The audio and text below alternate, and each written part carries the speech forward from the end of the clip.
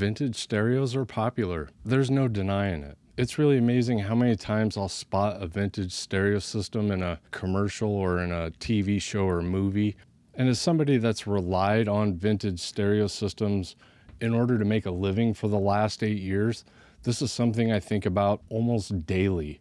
I need to kind of gauge the market, see where the interest is, make sure my pricing is correct. Those types of things that force me to think about, why is vintage stereo equipment so popular in 2024? Why are they choosing vintage electronics over the new electronics? So in this video, we're going to look at the 5 things or the 5 reasons why I think vintage stereo equipment is still really popular in 2024 and why I don't see it going away anytime soon. It's going to be a lot of fun. Here we go. This video today is brought to you by skylabsaudio.com. New vinyl records added every week. Electronics by Advanced Paris, Grado, t-shirts and hats. skylabsaudio.com. Help support the channel. We really appreciate you watching. Thanks. It really doesn't take a trained eye to see the difference between this and this. And it's the same way with cars. Just taking a look at this engine and comparing it to a modern engine, it's pretty apparent that they've gotten so overly complicated that at this point they're almost not meant to be repaired, at least not from anybody outside of the dealership or the manufacturer. And that's the way electronics are too, really, at this point. You know, back in the day when you could get a decent set of tools. My old man is a television repairman. Got this ultimate set of tools. I can fix it. Maybe change out the carburetor, change the starter. It's kind of like that with electronics at this point. Most of the electronics that are manufactured today are double-sided boards. They're using a lot of proprietary IC chips. They're just not meant to be serviced, especially by the owner or the person that's going to buy them. You can get on forums, you can get schematics, you can get some basic skills and tools to do minor repairs on vintage electronics. The information on how to repair these is not going anywhere. Fortunately, it's being preserved in time capsules on repair websites out there.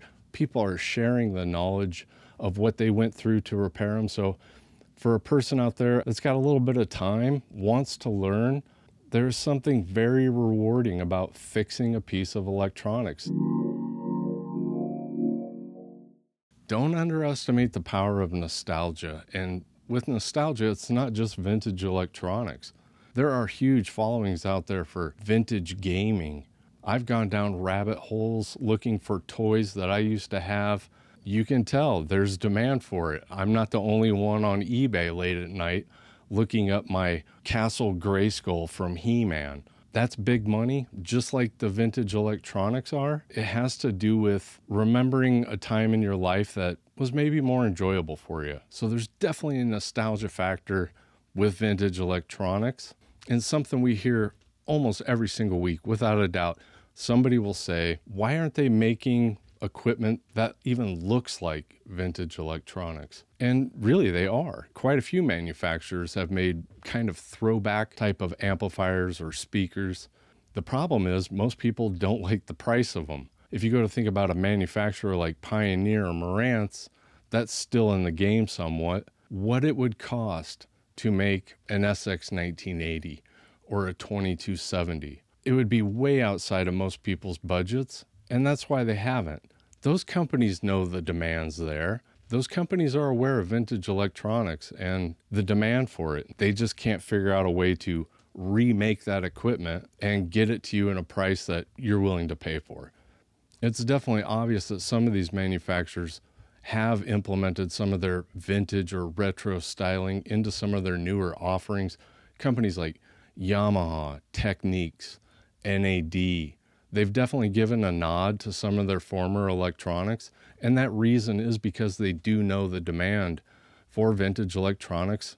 I do think the speaker manufacturers are actually leading the charge with making products that remind us of the golden era of hi-fi, you know, with brands like JBL, Klipsch, Mission, Wharfdale, Leek.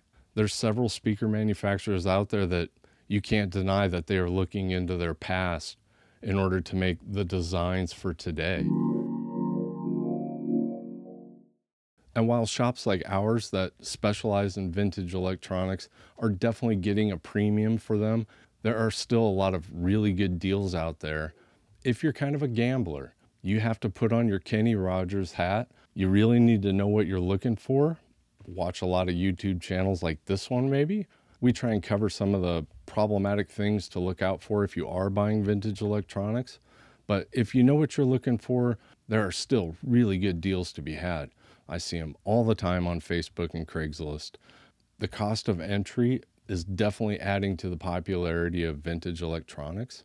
That's one of the things a lot of people in this hobby really like about it, including myself. And that's the thrill of the hunt. Finding that piece of gear you've been looking for at a really good deal, nothing will get me off the couch and into my car heading across town quicker than that. And I know a lot of you out there are the same way, because I hear your stories about grabbing stuff dirt cheap and getting that high. It's a high, no question. I've almost been shaking, when I'm looking at a piece of gear at somebody's house going, I can't believe I'm about ready to buy this for that. It's part of it.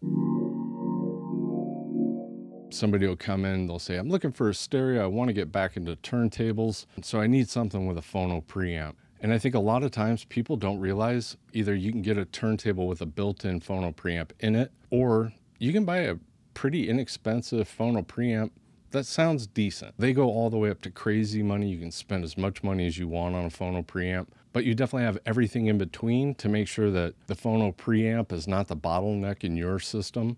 If you're somebody that wants everything in one box, you do not want an extra box, you don't want an extra power cord, you don't want an extra set of RCA cables, I get it.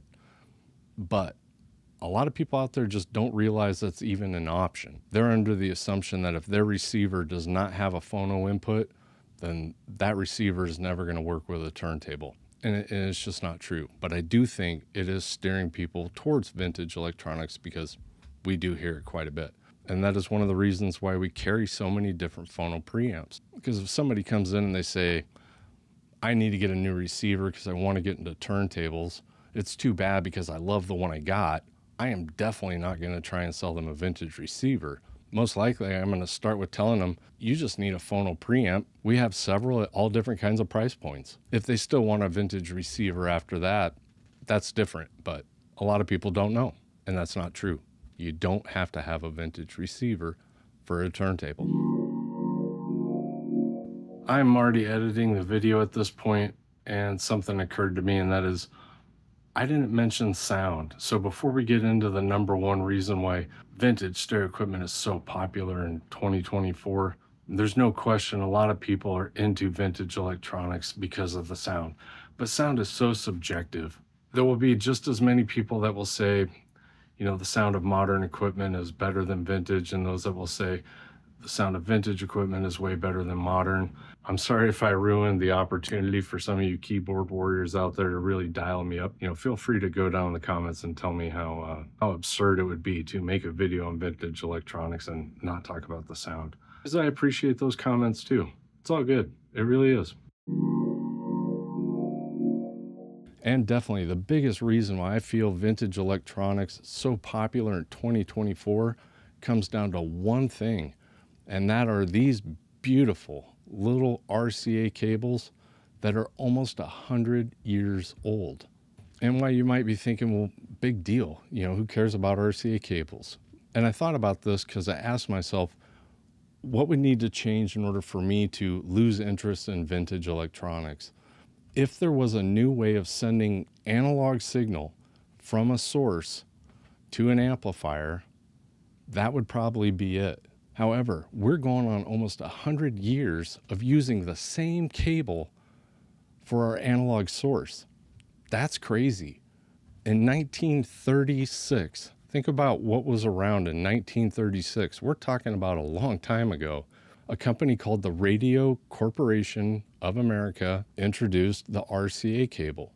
And if you think about the amount of consumer electronics since 1936 that have utilized the RCA cables, I think you're right up there in the 90%, maybe even 95 or higher. And it is completely opposite for video. If you haven't had to buy a new computer or a new monitor or a new DVD player or Xbox or anything that you connect to a television because there's a new, greater, faster, higher resolution cable that's come out, then you haven't lived very long. It's happened to me a ton of times over the years. Either I'm trying to connect an old monitor to a new computer, or I'm trying to connect a new source to the TV I've got, and they aren't compatible anymore because either a new HDMI codec came out, the old one's using component, the new one's using composite, S-video, VGA, HDMI 1, 2. There have been so many changes in interconnects for video that I have discarded a lot of equipment for compatibility issues. And that just hasn't happened with audio. We get people in every single week, almost daily, that are shocked that we are streaming music to a vintage receiver. They're shocked that you could get a cable and hook your phone to your receiver or send it via Bluetooth. They never even thought it was possible. And while digital interconnects are going to continue to change, at least as of now, in the last 87 years, there hasn't been a significant change in the way we send our analog signal. So as long as the new technology when it comes to streaming, Bluetooth, DACs, as long as I have a way to do that with a vintage piece of equipment, I'm always going to have vintage equipment in my life. It's just who I am. I love the history of it. I love the look of it. I love the repairability of it.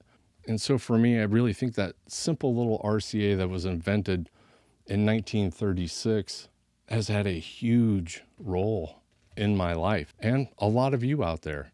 I don't think we'd be talking about 40 or 50-year-old pieces of electronics if there had been several changes in the way we connect our systems, like there have been with video. And I think some of the current manufacturers are starting to get away from RCAs. They're starting to push XLR, balanced connectors. And I get it. They need a reason for you to upgrade. And I think that talking point is going to increase. I do think we're going to see a lot more pieces of stereo equipment using XLR or balanced connectors. And if I have the choice, I'm definitely going to use XLR or balance. It just greatly reduces the chance of any noise or interference. And they mainly use that for microphones, pro audio, long runs, sending a low signal a long distance. You don't want to do it with anything other than a balanced connector. But the stereo manufacturers are definitely starting to use more balanced connectors. And I think that is the reason. If somebody out there can hear the difference between a balanced and an unbalanced cable in their signal path, that's on them. For me, I don't think any of my RCA cables are more than 1 meter or 3 feet anyway. And so I don't have interference issues with my gear. If you see more manufacturers starting to implement more balanced connections as the only option, then most likely I'd say it's because they're trying to get you to upgrade. Definitely head over to skylabsaudio.com. Tons of new vinyl records. We've got Advanced Paris. Most t-shirts are back in stock. We're trying to keep up with you. You guys have been buying t-shirts like crazy, and I'm doing my best to stay on top of it. So I definitely appreciate it. Definitely go ahead over to skylabsaudio.com. Have a great week. We will see you in the next one. Thank you.